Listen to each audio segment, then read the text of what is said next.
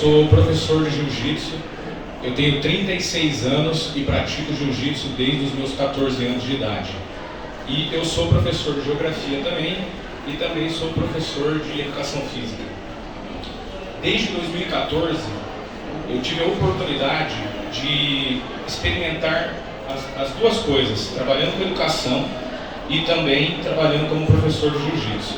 Eu trabalhei com educação especial, trabalhava no contraturno, no período no período vespertino e no período matutino e noturno eu trabalhei como professor de jiu-jitsu. E eu tive a oportunidade então de, utilizando as experiências que eu tinha em cada lugar, no outro, assim, né? Eu ia misturando essas experiências aí. E comecei a ter alguns feedbacks na academia, tanto de adultos quanto dos pais de alguns alunos, de pontos positivos de melhora nas pessoas que nos procuravam ali na academia. Comecei a me perguntar por que isso acontecia, porque em primeiro momento o objetivo não era esse, né? A gente dá aula de jiu-jitsu ali, o objetivo era treinar arte marcial, tem alguns benefícios, mas assim, quando vem uma pessoa e diz para você que tinha depressão e de repente curou da depressão, claro que com os seus tratamentos tradicionais, mas que o jiu-jitsu ajudou, e a minha proposta não era essa, eu ficava com uma pulga atrás da orelha. Quando chegava um pai e dizia para mim, olha, meu filho é autista, meu filho tem TDAH, e essa criança teve melhora dentro do tatame, e aquilo não era o meu objetivo, eu não aplicava a minha metodologia para aquilo, mas aquilo acontecia, eu comecei a me perguntar, o que a gente está fazendo aqui dentro que está trazendo esse benefício? E nessas análises eu cheguei na conclusão que é o simples fato de nós treinarmos luta. Sim, luta, sabe? Quando você se coloca na frente do outro, vamos brigar agora aqui com regras, né, esportivamente falando. E o que tem a ver isso? Né? O que tem a ver o treinamento de luta com a melhora do indivíduo? Pessoal, pergunto para vocês, qual o objetivo principal da educação? Alguém quer responder? Levantar a mão e dizer, ó, para que serve a educação? Para que serve uma escola? Ela disse disciplina. Para transformar o ser humano numa pessoa melhor. Ó, disciplina, transformar o ser humano numa pessoa melhor. Tudo isso está certo, mas como educador, eu entendo que educação serve para nós prepararmos o indivíduo para viver no mundo, correto? Viver em sociedade. Você coloca uma criança lá no ensino fundamental, ensino médio, ensino superior, você vai preparar o indivíduo para poder exercer uma função. Só que muitas vezes nós não conseguimos ter uma boa desenvoltura no ambiente escolar, correto? E o educador, ele tenta de várias formas conseguir criar uma metodologia para conseguir passar o conteúdo para a criança conseguir aprender e melhorar o desempenho dela. E muitas vezes, mesmo com novas metodologias, a pessoa ainda não consegue. E aí que entra você desenvolver a pessoa. Eu vou basear o treinamento de combate em 4 pilares. O treinamento do jiu-jitsu em 4 pilares que fazem com que a gente consiga alavancar a nossa capacidade humana. Primeira coisa, a partir do momento que a pessoa começa a treinar arte marcial e se propõe realmente a viver aquele caminho, ela vai mudar a visão dela. Porque ela vai voltar no dia seguinte mesmo sentindo dor. Dor física e dor psicológica. Porque você não vai vencer todos os dias. Você vai perder, vai embora triste, pode ficar sem dormir inclusive, e no dia seguinte você vai querer voltar lá de novo para tentar melhorar a sua performance. E isso, essa mudança de visão dentro do tatame, quando você traz isso para a sua vida, você começa a olhar para os desafios do seu cotidiano com outro olhar.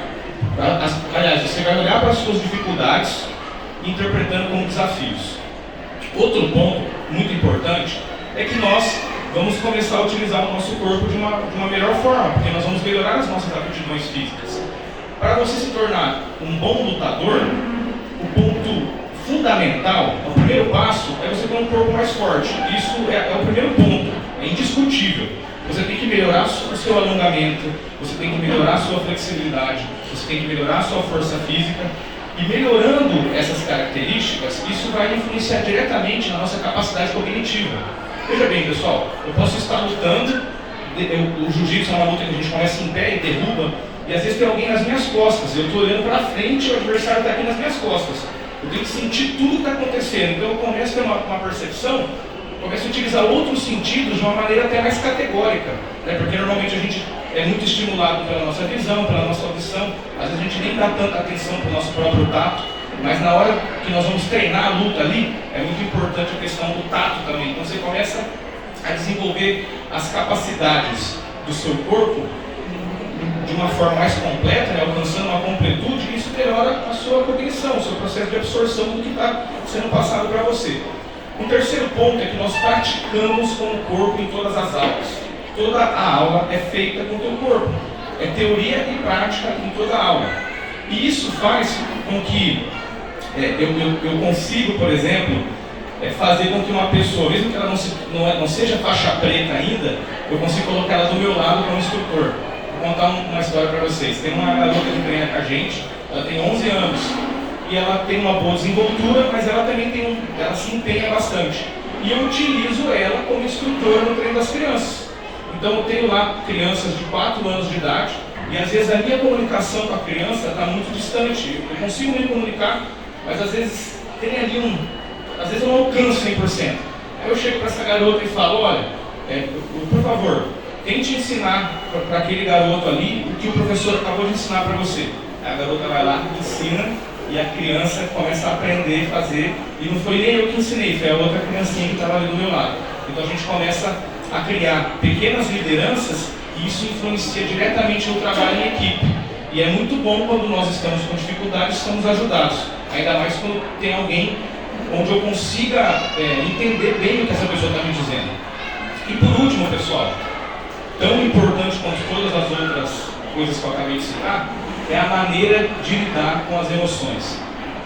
Cotidianamente, todo mundo aqui é exposto a muitas emoções. Medo, que gera ansiedade, ou alegria exacerbada, desespero, ira, tudo isso. E na luta isso vai acontecer também. Se eu estiver lutando com qualquer um de vocês e vocês me derrubarem logo no começo da luta, pode surgir 2 sentimentos em mim: o medo ou a raiva.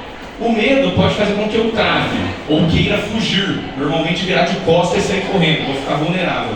A raiva vai querer fazer com que eu vá para cima do meu adversário com toda a força que eu tenho. Se eu deixar esses sentimentos agirem, não é o Yuri que vai estar agindo, é aquele sentimento que toma controle do meu corpo, e provavelmente eu vou perder a luta, ou porque eu vou fugir da luta, ou porque eu vou gastar toda a minha energia de forma errada.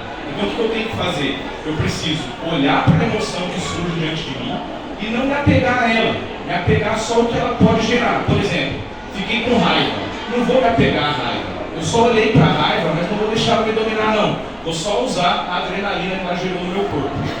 E aí eu consigo continuar o meu combate e provavelmente consigo vencer a luta. Eu vejo dessa forma. Tudo isso nós vamos desenvolver na jornada da pessoa dentro do tatame. Então a pessoa entrou como faixa branca, ela tem uma jornada. Eu costumo dizer que é a jornada do faixa preta. Eu, como professor dentro da academia, o meu objetivo principal é criar lideranças. Então eu vejo o seguinte: entrou uma criança para treinar hoje, eu vejo o futuro dela como faixa preta, sendo um líder. Por quê? Porque sendo um líder, ela consegue resolver os problemas que surgem diante dela. Ela toma a frente do grupo quando surgirem imprevistos. E isso faz com que cada pessoa consiga também otimizar as suas funções cotidianas. Então, vamos supor, esquece a criança agora e vamos pensar num adulto que já tem 40 anos de idade e já exerce uma função dentro de uma empresa. Se eu consigo fazer com que ele melhore o controle do seu corpo, consiga usar o seu corpo melhor, consiga aprender a lidar melhor com as suas emoções, ele melhora a sua desenvoltura dentro da empresa e ele pode até subir de cargo. Então você consegue alavancar a vida da pessoa. E alavancando a vida da pessoa, pelo menos é o que eu proponho, é que quando a gente consiga alcançar o nosso progresso, que a partir disso nós passemos então a ser o progresso também. Então eu costumo dizer isso: alcance o progresso e seja o progresso. E dessa forma o jiu-jitsu então se torna um vetor no ensino, na educação, porque nós estamos contribuindo diretamente com o indivíduo para ele conseguir usar o seu corpo melhor. Essa é a ideia, pessoal. E tudo isso nós vamos conseguir treinando combate. Convido todos vocês, se alguém aqui nunca praticou luta, a fazer uma pequena experiência, né? Para qualquer idade, cara, tem arte marcial. Assim, o meu aluno mais novo tem 5 anos de idade O mais velho tem 73, não, 76, né, se eu não me engano, que está lá com a gente. Então, basta a gente encontrar um local onde a gente vai ser bem recebido e a prática vai ser sustentável. Beleza? Essa é a ideia. Muito obrigado à atenção de todos vocês. Muito obrigado.